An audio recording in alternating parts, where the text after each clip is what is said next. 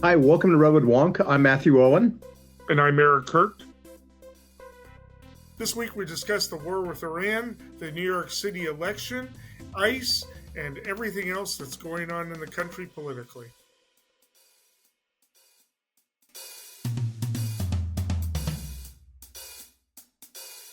Good evening. You're listening or watching Redwood Wonk. My name is Eric Kirk. And I'm Matthew Owen. And we're here to discuss national political news of the day. And although it's a few days old, I think we have to talk about the biggest news, and that is the war that is sort of not happening right now. And maybe it'll stay a ceasefire. Maybe it'll evolve into a long-term peace. I'm not that hopeful of that, but basically, as anybody knows who's been paying attention to the news, there was, Iran has had a nuclear program that they claim is just for nuclear energy. There's been a lot of talk about enriching uranium such that they possibly had a nuclear weapons program. Since 2012, Netanyahu has said that they are weeks away from nuclear weapons. I mean, literally, you can go back and find videos of him saying they're weeks away. They're going to have a nuclear weapon by the next week, and in 2015 and in 2018. Well, he said it again, and after war with in Gaza and Lebanon. He opened up war with Iran and started bombing various sites, military sites in Iran, stating that, hey, there was a pending nuclear, that this was necessary, or Iran was going to have nuclear weapons soon. Iran responded with its missiles. Where most of them were being blocked, at least reportedly, but it's not like there weren't the like the Hamas rockets. A lot of them were getting through, and there was a lot of damage to Israeli cities, particularly Tel Aviv and Haifa got slammed. A number of casualties. They're not exactly reporting them. In fact, any journalist who reports without IDF approval can be kicked out of Israel, but you go to open source on Twitter or Blue Sky, and you can see damage all over Israel, and it's pretty bad.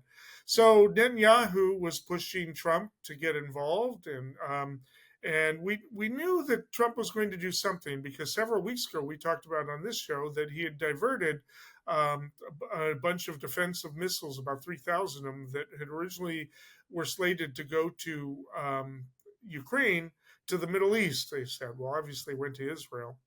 A lot happening, and then finally on Saturday, after saying he was going to make his decision within 2 weeks, sent bunker buster missiles into underground facilities, 3 facilities in Iran, claimed victory. It's an open question as to how much damage was done to Iran's nuclear system, as to whether or not it was. It ranges from slowing down their progress for a month to doing severe damage to destroying Iran's nuclear weapons program.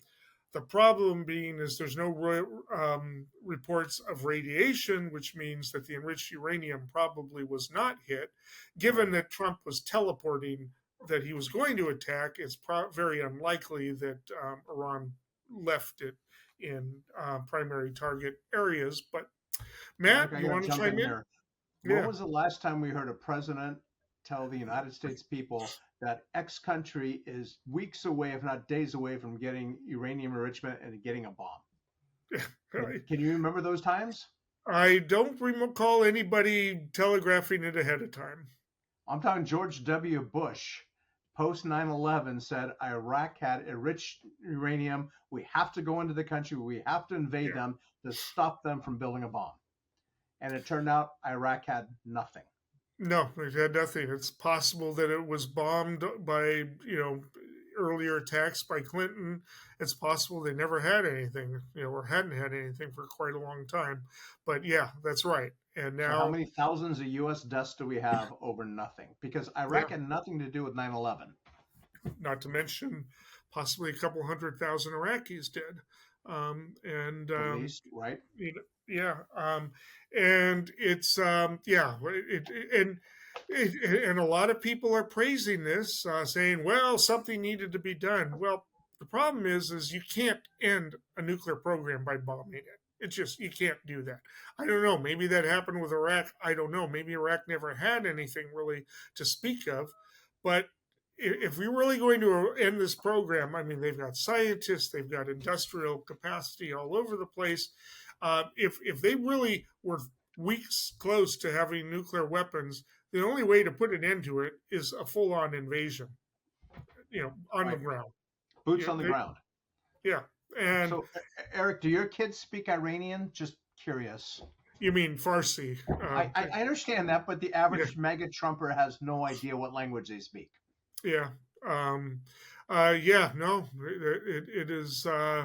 It is it's a very different culture. 92 million people live there. It's a big country.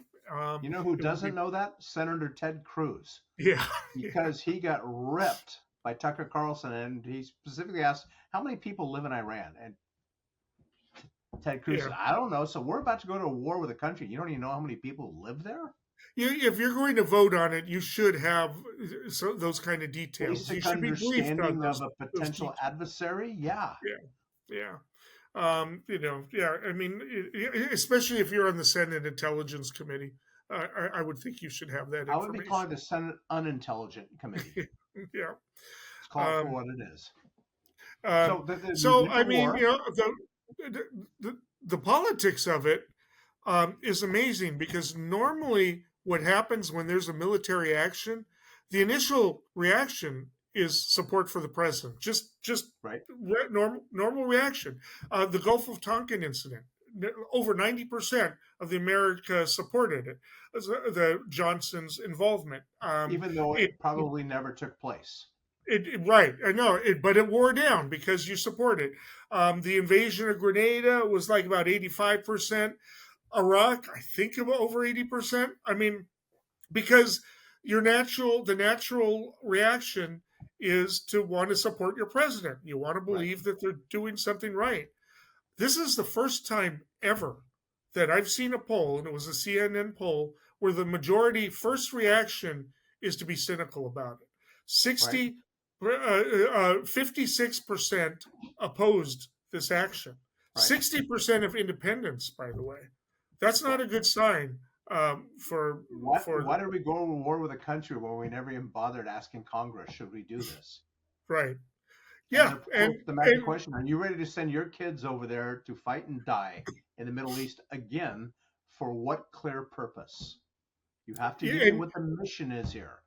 And whenever in the past there's been an invasion like this, whether or not you support it or not, and whether or not you support their actions, whether it was Johnson, Nixon, Carter, Reagan, Bush, Clinton, Bush, Obama, if there was a major military action being taken, as you said, they wouldn't telegraph it ahead of time, but while it was happening or immediately thereafter, there would be a national address where the full explanation was put out. Now, maybe not all the details and not all of the, secret stuff, but a full explanation as to what the goals were.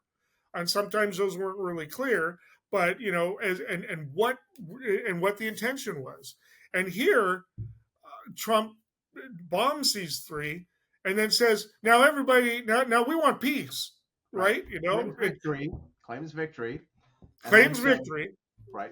Now we have peace. Now, here's a question, Eric, I ask you. Do you seriously think a Muslim country that was just bombed is not going to send terrorist, suicide vest-wearing people into European airports to target Americans? Or something else, some other way of retaliating, closing the Strait of Hormuz.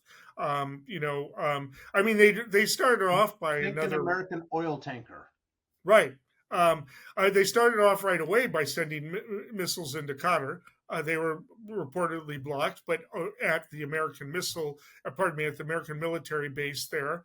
More missiles went into Israel. There is an uneasy ceasefire between Israel and um, Iran right now, but neither side is promising that that's going to last long. So I want to bring up a thing here. Back when the USS Cole was, I want to say bombed, when they had the bombs go off on the side of the hull, killing American sailors, I ran into a woman at the gym back in the day who was just angry as hell and says, "We need to go to war." And I looked at her and said, "Who are we going to go to war with? Can you even tell me the terrorist group that did this?"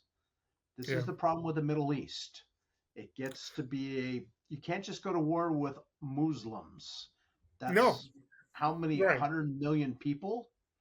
So no, and the other thing that is true. That's something we need to think about is those countries that when you have asymmetrical warfare, they don't necessarily expect to hit back right away. They think long term.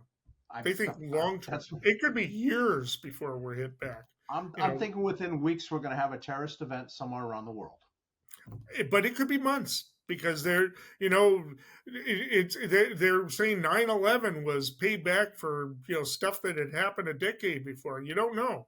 But I mean, it was just for everything. But chess is move and counter move. Should a Muslim person wear a suicide vest and explode it in an international airport targeting Americans, what do you think the president's response will be? Yeah, well, I don't know what this president's response will be because I don't think he knows what his response will be. He doesn't figure things out. He doesn't. He just kind of goes. I mean, it's almost like he wanted to do the bombing because he saw Netanyahu was winning somehow, and he wanted to be part of that win. But it's like Netanyahu. I don't even know if Netanyahu is popular in Israel right now. I was trying to find polls on that. I don't think anybody's really polling that question, but they have to be questioning, whether or not anything is really being accomplished. And again, the reports are contradictory as to whether or not this actually accomplished anything. Right. It's it may have destroyed the nuclear project as we know it, or it may have set them back a month. Or it may not have hit much of anything. We don't know. What we do know is that we didn't hit any uranium. Right. And God forbid they get this program up and working again. What do you think the first thing Iran's going to do? Yeah. And that's assuming there was a program, a significant program. We do know that they were under an agreement working towards nuclear power. That doesn't necessarily, it's not as easy as people think to convert from nuclear power to nuclear weapons. It's a much, much different technology. And so if they were doing that, it's possible. Now, one thing nuclear power plants do is they generate products that are necessary for some nuclear weapons, but we're not there yet. It's it's just it wasn't a possibility. And what's kind of bizarre is some of the people are predicting that what Trump is going to do and call it a victory is to negotiate our way back into the very treaty that he rejected because it was signed by Obama. And it's not even a treaty; it was an agreement, But I mean, he's going to get it back and say, "See what I got?" And it's like, "That's what we had, dude." I mean, it's just. And you ended it. Yeah, I mean, it's just. It's so we'll see where this goes, but I don't think. And by the way, there is Republican and MAGA. Oh, and we didn't even talk about the MAGA resistance to this. Steve Bannon and Tucker Carlson are letting the people know Trump was elected to keep us out of endless foreign wars. Yeah, not to mention Massey and Marjorie Taylor Greene, who are kind of nutty, but but they can't afford to lose any House votes. We have to bring up one other point. Trump was in office in 4 years. Did he get us out of Afghanistan? No. No, although you can kind of say that he led to the agreement that Biden followed through on. But, by negotiating with the Taliban? Well, that's what he did, pretty much. He did. And then he had to let Biden get us out of Afghanistan because 4 years in office and Trump did nothing. Zero. Yeah. No. I mean, and so far, by the way, Trump is the only president to have used these bunker buster type weapons, these weapons that are just slightly under nuclear weapons. He used a couple of they're not daisy cutters, but the ones that came after that in Afghanistan in 2017. No other president has used these weapons. That this is like almost like as powerful as Hiroshima and Nagasaki. I mean, it's just, you know. I'm waiting to see what the response is going to be because, like you, I think Iran's just sitting back biding their time. Right. I mean, and Trump is talking regime change. Again, you don't get regime change by bombing. I mean, Clinton bombed Serbia, Kosovo endlessly, and it didn't lead to regime change. It just, doesn't do that. You can take out people, and quite frankly, as I'm reading up on some of the stuff, Iran had a really inept military leadership, and Netanyahu killed them all. Their military killed them all in one strike early on. Apparently, Iran's military became instantly more effective. That may have been a strategic error because the people who made it to the top were the ones who got there because of the nepotism, political nepotism, and the rest in that system. So it's just it's hard to say what's going on. I would say that Iran is in a much weaker position than they were in internationally, but I don't know that they're in any danger of collapsing politically. Right. Agreed. So anyway, I don't know that there's too much more to say about that. The War Powers Act thing got maybe, mostly Democratic votes, a couple of Republican ones, but the Republicans are very noticeably, even the ones who have didn't, come out against him, are really quiet about this. And I think they're going to look at the CNN poll that came out today, and they're going to say, maybe I don't want to jump on that bandwagon right now. Once again, when you have to go to your constituents and say, hey, we're sending your kids into war, we can't tell you why, and we can't tell you how long we're going to be there, that's not a good sign. If you have any questions or comments, email us at redwoodwonk@gmail.com.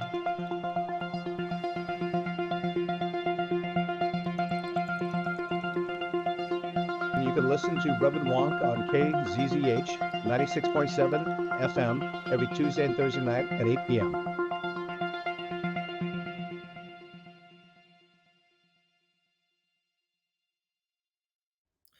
Meanwhile, apparently, you saw the debate between Carlson and Senator Cruz. Apparently, there was a very interesting debate between Marjorie Taylor Greene and Mark Levine, who's just absolutely manic. I don't know if you've ever listened. I missed that. I got to watch that. Yeah, I get it. I mean, it just was off the rails. No, there are a lot of people. These are people that don't want war in Iran. They want war in Los Angeles. That's what they, were pushing for. So I have to bring up the point. It was brought up on Bill Maher this last week that unfortunately our president thinks the biggest threat to the United States is not a potential terrorist with a suicide vest in a European airport. Our president thinks the biggest threat to the United States is a guy with a leaf blower in Encino. Yeah, that's how our MAGA thinks today. Yeah, some guy who's not working for his family is a bigger threat than a potential terrorist in an airport with a suicide vest. And you were referencing before the show, we'll talk a little bit about what's happened with ICE. We'll talk a little bit about some court decisions. The Supreme Court has ruled that, unfortunately, Trump can deport people to countries that aren't of the origin. Right. Third-party countries. Yeah. But the Supreme Court also ruled 9-0 that you cannot deport them without due process. 9-0. Right. Which was like, what? The conservatives said you actually get due process in this country? Yeah, no, right. Well, there is that, and we've talked about that on this show. There's this belief within certain right-wing circles that due process is a right that is only afforded Americans. And that's not the case. It's considered a fundamental right, which in the words of the Declaration of the Independence are endowed by our Creator. There are privileges and there are rights. Citizens get privileges. Everyone gets rights. Right. So whether you're a tourist, you're here on a visa, or you're here illegally, everyone gets rights. Everyone gets rights. Whether you're a mass murderer, you get rights. You get, you lose them once you're convicted, but you have rights in the meantime. Right. And it's just the way it is. And you get due process, which means procedural and substantive due process. You're entitled to the hearing. It has to be with an in theory unbiased source. You're entitled to present your evidence and argue. You're entitled to face your accusers. All of that, and before anything is taken from you, including your freedom. So, Eric, did you want to go on to ICE, or did you want to talk about the New York City primary? Well, why don't we talk about ICE in a minute? I do want to point out that there was a decision against Trump last week that held that that Trump cannot withhold transportation funding from states that refuse to cooperate with ICE, that were from sanctuary states. I mean, that's a number of reasons why that's true. Transportation funding is set up by Congress. There seems to be a confusion with Republicans lately about the fact that Congress actually makes decisions about how money is spent and where it's supposed to go. They seem to think that, well, once we've passed the law, it's up to the president. And so, so that decision was made. We'll see if it's upheld. I really doubt that's going to be overturned. And apparently they are not going to be able to deprive Harvard of its federal funding, and nor can they bar people. Can they prevent foreign students from attending Harvard unless they're going to bar all foreign students? Right. You mean they can't just bar Muslim students? Or they can't just bar Muslim students, and they can't just select a school and say your foreign students have to go home. So that's so anyway. ICE, as you mentioned, has arrested by mistake citizens. Right, U.S. citizens. It keeps happening daily. Here's the crazy thing I just heard today. To meet Stephen Miller's goal of 3,000 people being deported a day, it's almost like some bad thing from Poland in 1943, where we have to get 3,000 people on the trains every day. Mm-hmm. Stephen Miller wants 3,000 people, or he's not happy, and he's going to fire people and bring in people who will do that. ICE has allegedly hired independent contractors, given a minimal training, and they're out in the streets in civilian clothes, no badges, no names, you don't know if it's ICE, Homeland Security, local law enforcement, county sheriffs, nothing. There's people showing up in jeans and a polo shirt, and they're grabbing people, zip tying them, throwing them in the back of unmarked cars with out-of-state license plates and driving off. Would that freak you out if someone did that to your daughter? It would freak me out if I saw him doing it to anyone. I mean, exactly. That's my point. And then, of course, now they're wearing the mask over their face because allegedly they don't want to be doxxed. Because one guy said, and I looked it up and I couldn't actually find it anywhere, but one guy said they put my picture up there with my home address, and now my wife's getting death threats. Did that happen? We don't know. I have not been able to find that actual incident. I haven't been able to locate the person who had it happen, because I was going to show me this guy's photo and his address. Didn't occur, but that's of course what. If you ask me, did the Trump White House people lie? Well, of course their mouth was moving, so yes, they lied. So now we have people with masks, no badges, civilian clothes, grabbing people off the streets, zip tying them, throwing them in the back of an unmarked car with an out-of-state license plate, and driving away. You can imagine the citizens are not happy about this. You're kidnapping somebody. The other thing that's really causing problems is that there have been criminal people who've taken advantage of this, who are wearing masks and pretending to be ICE officers, and they have kidnapped people. They're trying to get sex with foreign women, saying, Yes. you either have sex with me or we're going to deport you. They don't work for ICE. They're just some Joe Blow off the street who said, hold it, I can just put a mask over my face and grab any woman I want, tell her she has to have sex with me? There's about a That's dozen. insane. There's about a dozen criminal cases of this. I mean, But it's really insane because it they is. don't have their names, they don't have badges, they don't have any markings whatsoever. We don't know if they're actual law enforcement or they're just crazy vigilantes who want to go create havoc. No. And then there's other incidents. For instance, in Southern California somewhere, there was a guy who had a flash grenade, and they're driving by, and there's a protest in the park. He's a nice person. He just basically leaned out the window and threw it into the park, like no reason. He's just driving by, and he didn't realize he was caught on video because this is. Yeah, I mean, it's just uh, there, and he wasn't wearing a mask. That's the mistake he made. He may be in trouble.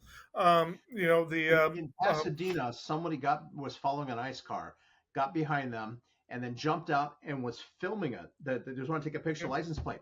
The guy got out of the driver's seat and pulled a gun on them. Yes. Unarmed civilian. Well, he wasn't unarmed. He had a camera in his hand, a cell phone.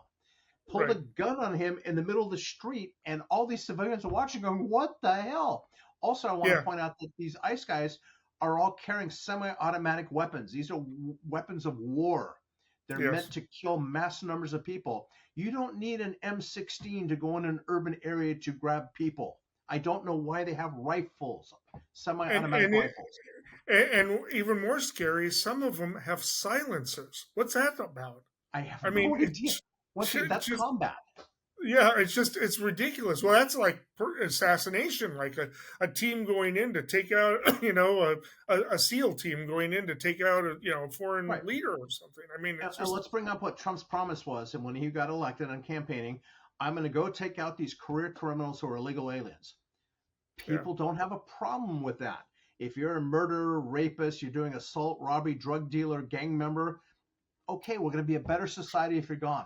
He's not doing it. He's going to Mexican restaurants around the country because they think that's probably what they call a high potential for an illegal alien. They grabbed one guy down in LA who was selling fruits on a corner.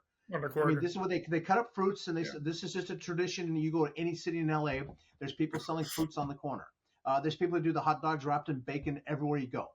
This is part of LA. They're snagging these people thinking they're probably an illegal immigrant. I've got one more number. One of the legal guys they grabbed, he was filming it. They don't know if his friend was an illegal or not, but he was just filming. They threw him on the ground and put him in detention for 24 hours because he could have been an illegal immigrant. Yeah. This is the crazy stuff that's happening around the country. But they're going to be frustrated, and I'm surprised they haven't figured this out yet, because one of the reasons that both Obama and Biden actually still, as of this point of time, would have deported more people is because they focused on the criminals aspect of it. If you got criminal convictions, you can't apply for asylum. You can't apply, there's a lot of different things, and a bunch of other different defenses don't apply. If you were here legally, like you came in on a tourist visa and you overstayed the tourist visa, or you got waved through a checkpoint. Elon Musk did?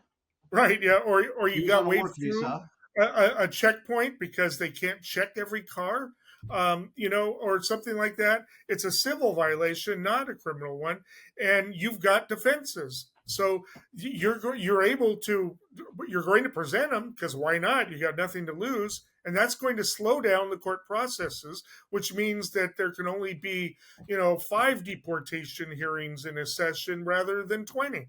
I mean, that's why they're not deporting. They can have the arrests, but it doesn't lead to the deportations. Do you know who else overstayed their work visa back in the day? Melania. Yeah.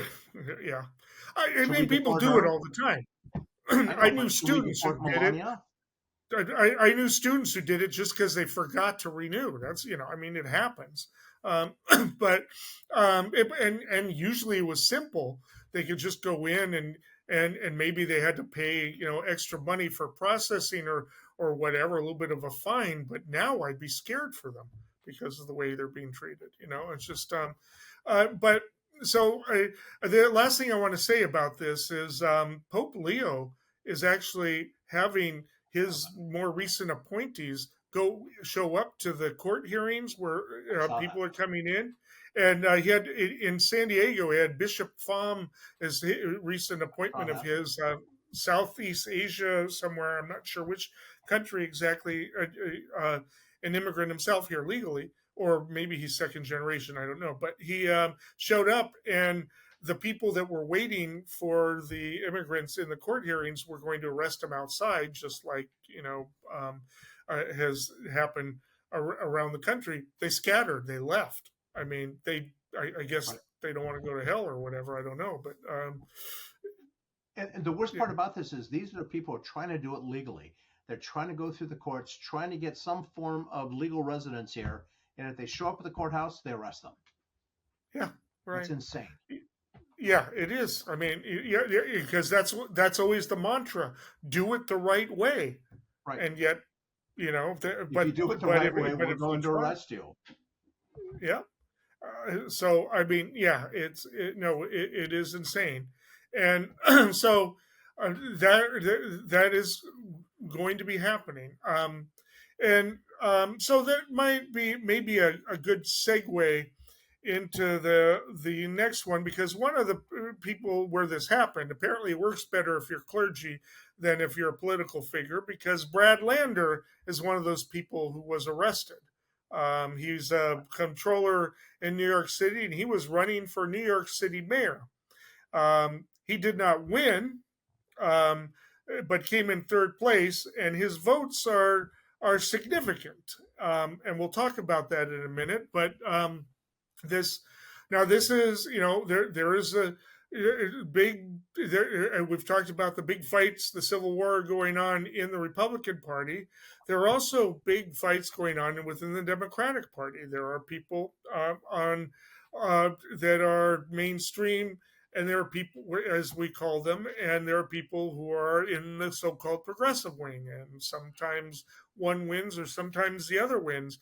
There are a lot of people, not just progressives, by the way, but a lot of people who are not satisfied with the Democratic Party leadership right now. They don't think that Chuck Schumer and the leadership are particularly effective. And so you have the situation in New York City where you have the existing mayor is Adams, was voted in because he had kind of a law and order platform, and everybody thought he was going to be kind of a Democrat with a good law and order platform. But he and just about everybody else in his office have been facing charges for corruption, which were moving forward, but got all of a sudden dismissed for reasons the Department of Justice couldn't really explain to the judge, and the judge chewed the prosecutors out, and 7 prosecutors resigned in protest over it. He's the current mayor. He dropped out of the Democratic Party, and he's now saying he's going to run as an independent in the general. So you had one Republican candidate. It's Jack Sliwa. He's been in the Angels, Guardian Angels.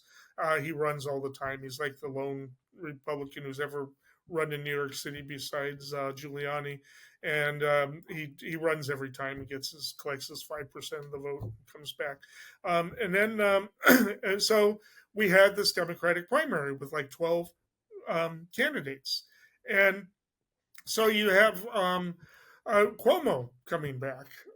There, he was the governor, left in disgrace. 11 people, 11 women accusing him of sexual harassment. He probably figures, hey, the president is elected with like 3 times as many women accusing him of that, and has actually been adjudicated a rapist. Why not? Why do I have to stay out of politics? And he was way ahead in the polls when this all began. This upstart, Zoran Mamdani, was at like 2%, but he climbed in the polls. Now, he's a charismatic young man, about 33, and he is Muslim. and he is a self-identified Democratic socialist. He won't be if he's elected mayor. He won't be the first. David Dinkle in the 90s, Dinkin Right. was a member of DSA, but he was a lot more quiet about it. But he but this young man is very charismatic, and I so far I've seen he's only made one major mistake that I thought might hurt him in the election. But he ran. Now the way I'll turn it over to you in a minute, Matt. But I want to explain how elections work in New York City. They have a ranked choice system where if nobody gets 50% of the vote in the first round, then everybody has their second ranked choice, and so so the people who weren't in the top two, their second choice ranks. I forget how many it goes. It might be multiple rounds, but up until somebody gets over 50%, and so that it's we actually have a couple states that operate that way, Maine and Alaska, and San Francisco, I believe, operates that way. So I want to go to the finals though, because Mamdani picked up in the polls. He did really well in the debates, and I'll tell you about the one mistake he made, and he learned from it, and he's not going to make that again. And he came up yesterday with 43.5% of the vote, with 93% of the votes counted. Did really well in Brooklyn, did well in Queens, won in Manhattan. Cuomo did as well as expected in Bronx, and took Staten Island, but not as well as expected. Now you would expect that Mamdani would win the hipster vote, some of the other minority groups' votes, and some of the typical ones. He got the endorsement of Ocasio-Cortez and some of the other progressive politicians, and Bernie, but he did well in some of the middle class areas. And despite his really clumsy talk of academic of well, there's different understandings of the word intifada, which is something that a college professor can say, but maybe not a politician. That's the mistake he made.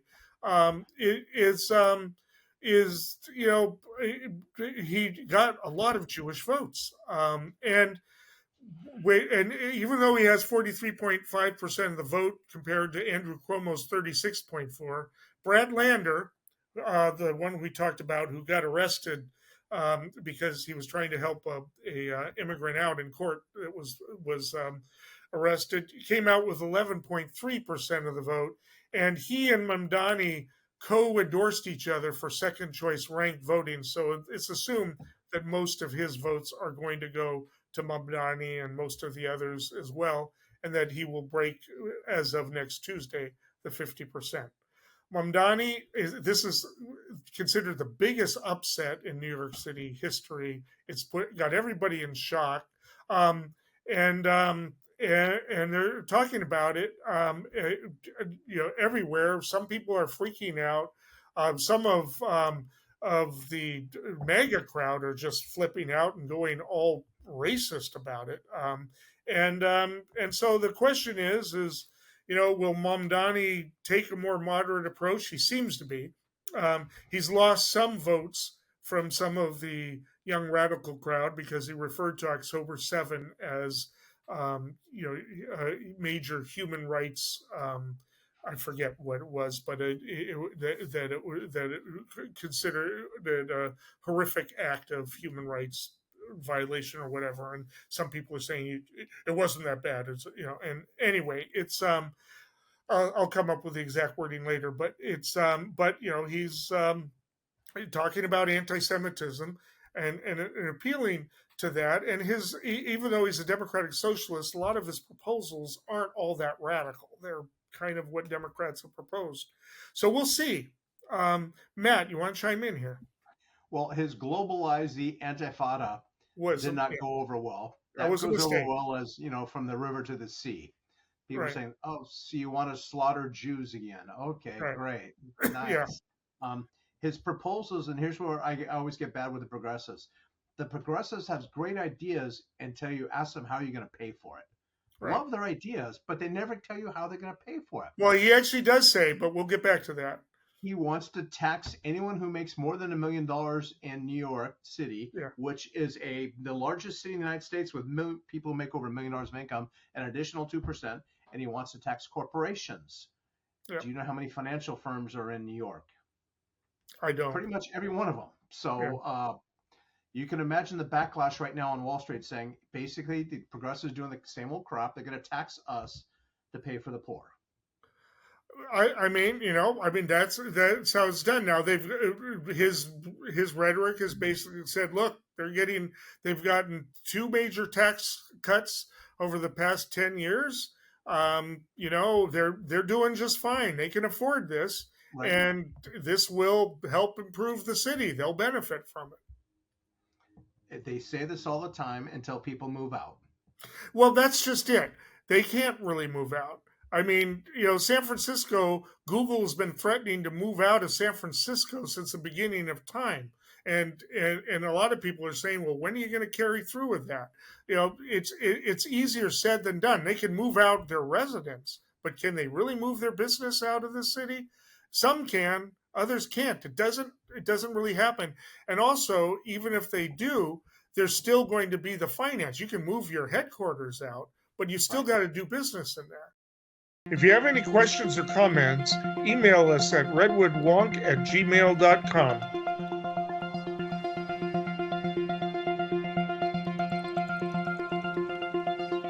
You can listen to Redwood Wonk on KZZH 96.7 FM every Tuesday and Thursday night at 8 p.m. But, if you could do even a certain number of them, you're going to get credit for it. I mean, it's just... here's the Fox News response. When a progressive comes out and says, I'm going to give you free food, free housing, free medical, who the hell's going to pay for that? Well, and that's always, that's always the answer. But a lot of times these things, I mean, look, how do we pay for anything? One of the things we do is we don't often acknowledge the subsidization that we have in our system. What a lot of people don't understand is on our highways, for instance, commercial trucks cause like 80% of the damage to the highways. Right. They pay between 15 and 20% of the fees and the taxes to them. Now, there may be very good reason for that, right? That they are not paying for all the damage, that the rest of us are subsidizing them. But let's admit that that's a subsidization and that we're doing it so that we can keep all the costs of the goods down for consumers overall. Let's admit that that is a form of socialism. So I was just going to say, are you about to say that we socialize businesses? Yes, right.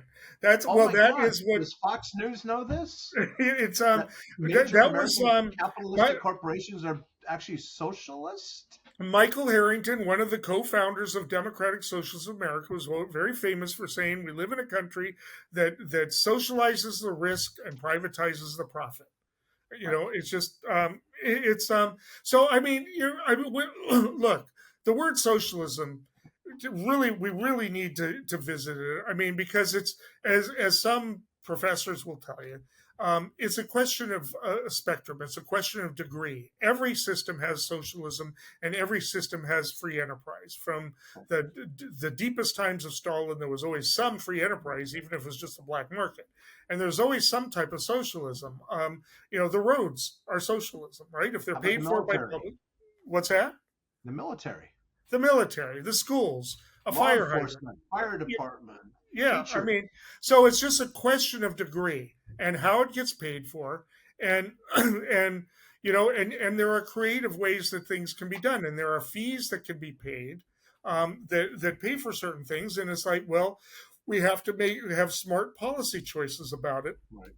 As to, well, if they pay those fees, will they all be transferred to the consumer, or will that simply result in fewer payments made to the investors Right. and will that mean fewer investments? I mean, it can be thought out. This is what they've done in Europe for decades now, and they've generated the highest standards of living in the world. So You mean it's Europe just has a middle class?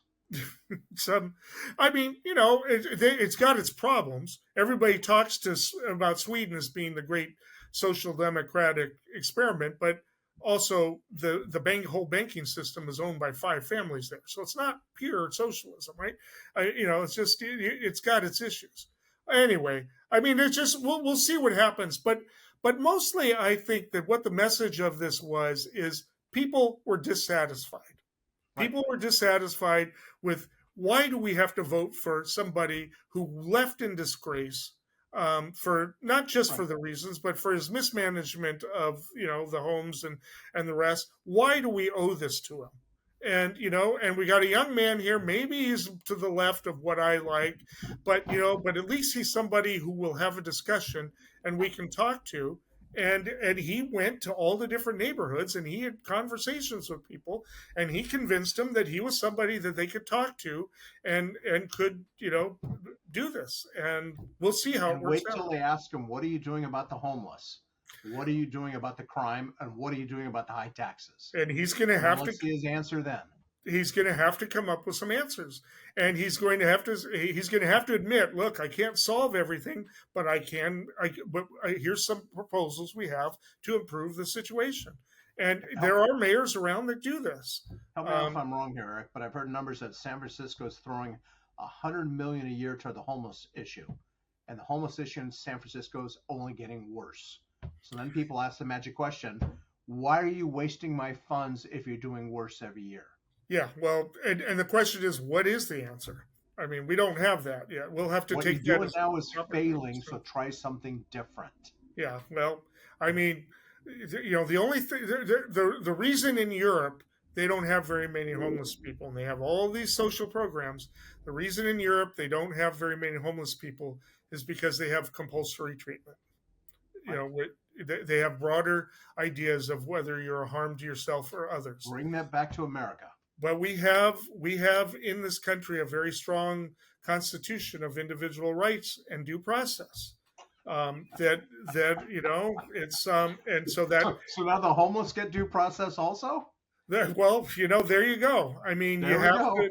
It's a problem. I mean, and so you got to be ready for what that means. It does mean that somebody is arrested who's maybe hasn't done anything to hurt anybody, but we're saying no, you can't take care of yourself. We need to bring you in to treat you, and that doesn't jibe well with the values of our Right. country. It's a tough situation. It's a give and take. But on the other hand, you talk to people that have been through the mandatory treatment in Europe, and they say, "I'm glad it happened." Not all of them, but most of Right. them.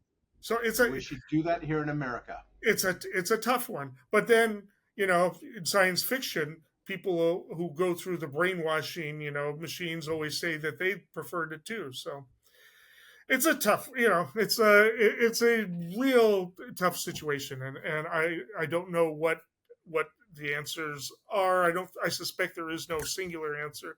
I don't know that any presidential candidate has even really addressed it in a comprehensive way in decades, if Right. ever. Not even Right. Bernie. So Good luck. all right. Well, we've have talked about that topic, but what we can kind of go into this is a battle that the Democratic Party needs to look at this, because this is a guy who won by not having raising a lot of money through donors, but going to neighborhoods and talking to people. Well, I understand.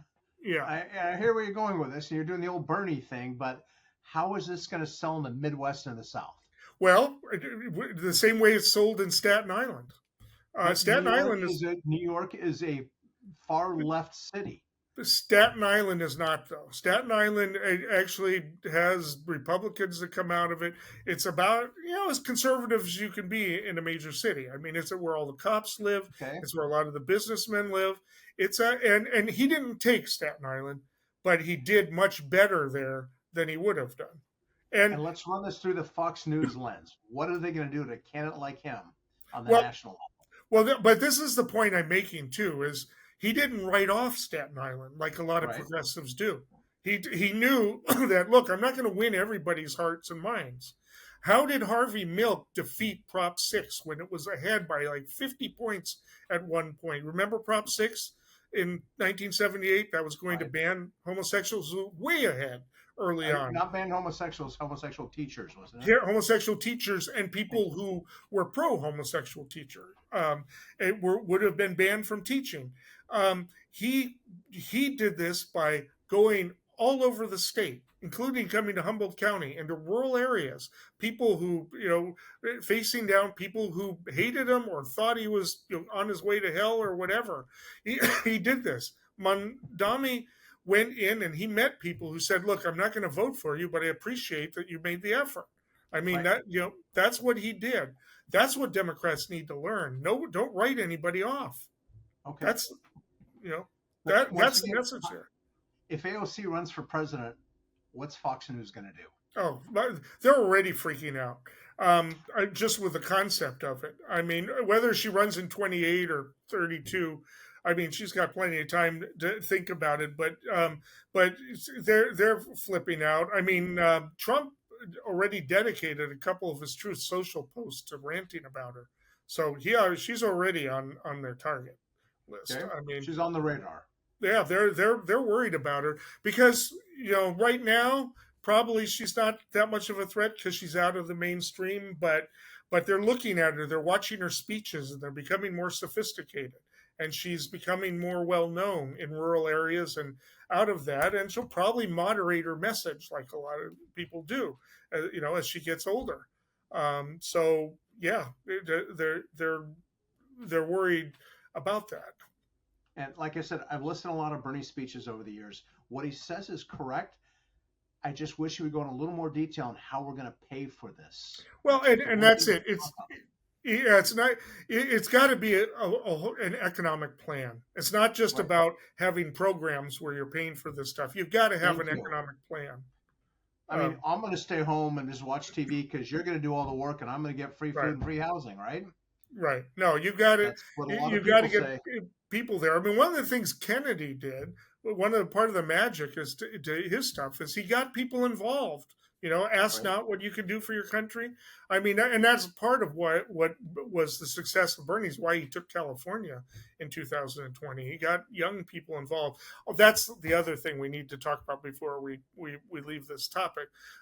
Is he got young men involved, people who the Democrats have been losing. Mamdani did. He's young people. He got them excited. I mean, they turned out early in the vote. That's where people realized that Cuomo might be in trouble. You get young people voting in an off-year election. This isn't even an off-year election. There's nothing else on the ticket. I mean, that's amazing. Yeah, it's so. I mean, this was good, but there were a lot of people in New York and a lot of people watching. I watched Bill Kristol. He's a conservative guy. He's not as conservative as he used to be. But if you go on, you're familiar with Bulwark, right? Yeah. Yeah, Bulwark had an interview with him. You can find it on one of their latest YouTubes. And Bill Kristol says, "Look, he's way to the left of what I do, but you got to admire what he did." And he goes and he says, "This is a lesson the Democrats need to learn. Not his ideology necessarily. It's not going to play well everywhere outside New York City, but his model of running." Of getting out there and talking to people and getting onto the podcasts, and being willing to talk and show yourself, even if the person disagrees with you. And Eric, on that same note, have we thought about bringing a Republican on? We put this invitation out there. We welcome anybody who wants to join us. I promise it will be a friendly conversation. Respectful. What's that? Respectful. respectful conversation. It's not about, we don't do gotchas. We don't do, trying to outdo you with our knowledge or anything like that. That's not my game. My goal and Matt's goal and Dave's goal and everybody else who's been on the show is to have an interesting educational discussion. That's what we want to see.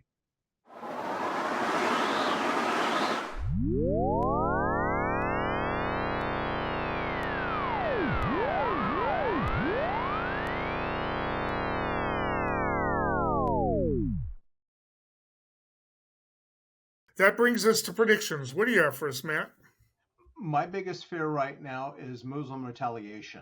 We talked earlier about this, and I'm going to predict in the next coming weeks or months, a Muslim terrorist is going to wear a suicide vest in a major European airport targeting Americans. And then from there, the unknown thing is what's going to be President Trump's response. All right. Well, I'm the parliamentarian, the big beautiful bill, as it's called, has faced some problems with the parliamentarian.